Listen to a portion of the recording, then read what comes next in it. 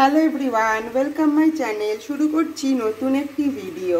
একই রকমের পটলের রেসিপি খেয়ে খেয়ে আর ভালো লাগছে না, সেই রকমই আজকে পটল দিয়ে তৈরি করছি অন্য ধরনের একটি রেসিপি। আর এই রেসিপিটা অসাধারণ টেস্টের।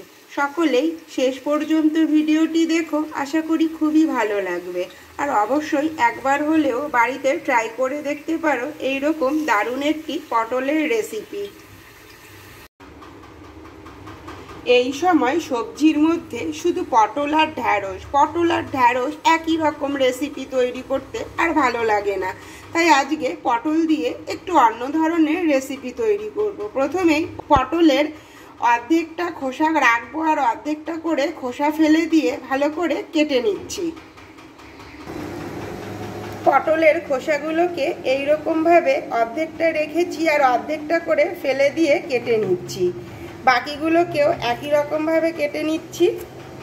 কেটে নেওয়ার পর পটলগুলোকে একটু এইরকম করে সাইডগুলোকে কেটে নেব।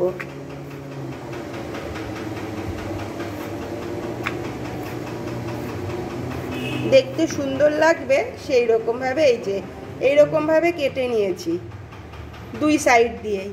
প্রত্যেকটা পটলকেই একই রকম করে কেটে নেব। এইরকম গোটা গোটা অবস্থায় রেখে এগুলোকে কেটে ধুয়ে পরিষ্কার করে নিচ্ছি।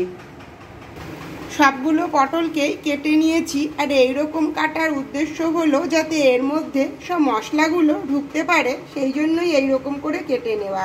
এর মধ্যে আমি পরিমাণ মতো নুন, হলুদ,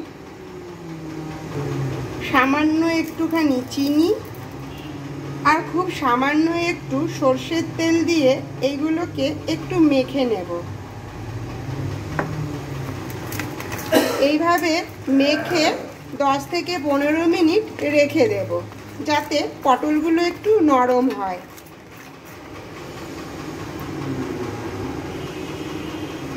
এইভাবে 10 মিনিট হয়ে গেছে, ম্যারিনেট করে রাখা আছে।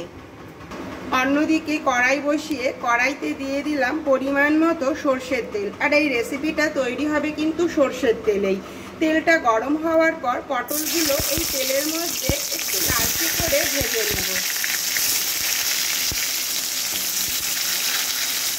সবগুলো পটলকেই একবারে দিয়ে দিলাম, দিয়ে একটু ভালো করে পটলগুলোকে ভেজে নিচ্ছি।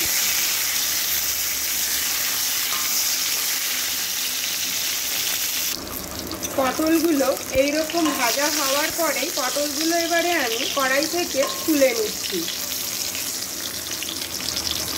পটল ভেজে তুলে নেওয়ার পর ওই তেলের মধ্যেই দিয়ে দিচ্ছি একটা তেজপাতা ফোড়নে, একটা শুকনো লঙ্কা আর একটু গোটা গরম মশলা ফোড়নে দিয়ে দিলাম। সাথে দিয়ে দিচ্ছি হাফ চামচের একটু কম মৌরি ফোড়নে। একটু নাড়াচাড়া করে নেব।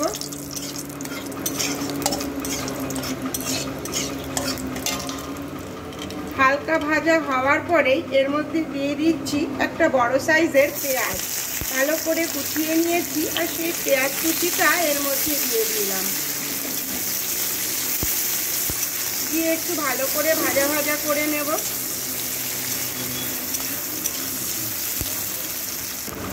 এবারে এই পেঁয়াজ ভাজার মধ্যে দিয়ে দিচ্ছি 1 চামচ কাঁচা লঙ্কা বাটা, 1 চামচ আদা বাটা।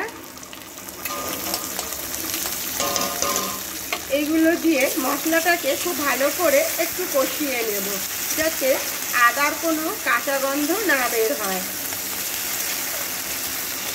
এইভাবে একটু কষিয়ে নিচ্ছি। এর মধ্যে দিয়ে দিচ্ছি পরিমাণ মতো হলুদ গুঁড়ো, স্বাদ অনুযায়ী নুন আর একটু রঙের জন্য দিয়ে দিচ্ছি কাশ্মীরি লঙ্কা গুঁড়ো। দিয়ে খুব ভালো করে এটাকে একটু মশলার সঙ্গে কষিয়ে নেব। এতে কিন্তু কালারটা খুব ভালো আসবে, এই জন্যই কাশ্মীরি লঙ্কা গুঁড়োটা দেওয়া। আর ঝালের জন্য তো অলরেডি কাঁচা লঙ্কার পেস্ট দিয়েছি। এবারে এর মধ্যে দিয়ে দিচ্ছি ফ্যাটানো টক দই। 2 চামচ মতো টক দই দিলাম। টক দইটাকে খুব ভালো করে একটু ফেটিয়ে নিয়েছিলাম। আর যেহেতু টক দই দিয়েছি তাই খুব সামান্য একটুখানি চিনি দিয়ে দিচ্ছি, নাহলে একটু বেশি টক টক ভাব লাগবে, সেই জন্য চিনিটা দিলে টক ভাবটা কম লাগবে।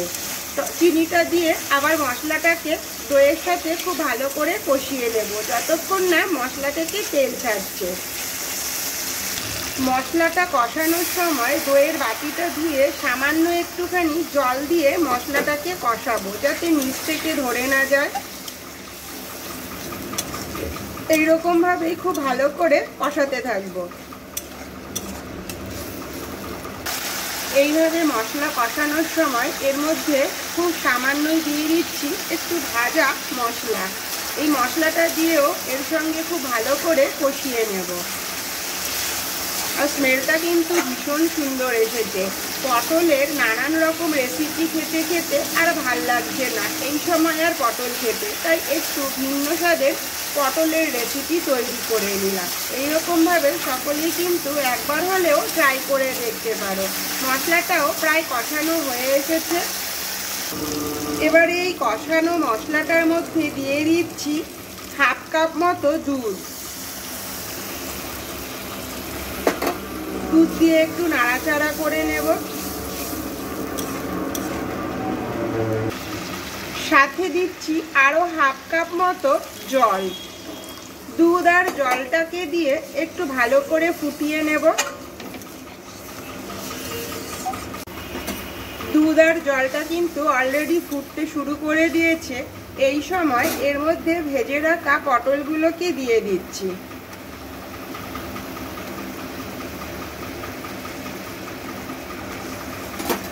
যেহেতু পটলগুলো 80%ই আগে থেকে ভাজা, সেই জন্য অনেক বেশি জলের প্রয়োজন হয়নি। মাখা মাখা ভাবেই করে নেব এই রেসিপিটা। এইভাবেই কিছুক্ষণের জন্য ফুটতে দিলাম। ঝোলটা প্রায় কিন্তু কমে এসেছে। এইরকম গা মাখো মাখো অবস্থায় কড়াই থেকে তুলে নামিয়ে নিচ্ছি আর নামিয়ে সার্ভ করে দেব এইরকমভাবেই এই রেসিপিটা। নামিয়ে সার্ভ করে দিচ্ছি। আর দেখতে যেমন অসাধারণ হয়েছে, খেতেও কিন্তু ভীষণই টেস্টি হয়েছে। এর ঝোলটা দিয়েই এক থালা ভাত নিমেষেই খাওয়া হয়ে যাবে। অসাধারণ টেস্টের এই রেসিপিটি সকলে একবার হলেও এইরকমভাবে বানিয়ে ট্রাই করে দেখতে পারো। এই রেসিপিটি গরম গরম ভাতের সঙ্গে তো অসাধারণ লাগবে, এছাড়াও পরোটার সঙ্গেও ভীষণই ভালো লাগবে। যদি ভিডিওটি ভালো লেগে থাকে অবশ্যই লাইক, কমেন্ট, শেয়ার আর সাবস্ক্রাইব করো। দেখা হবে আবার next video. Take care, bye bye, thank you.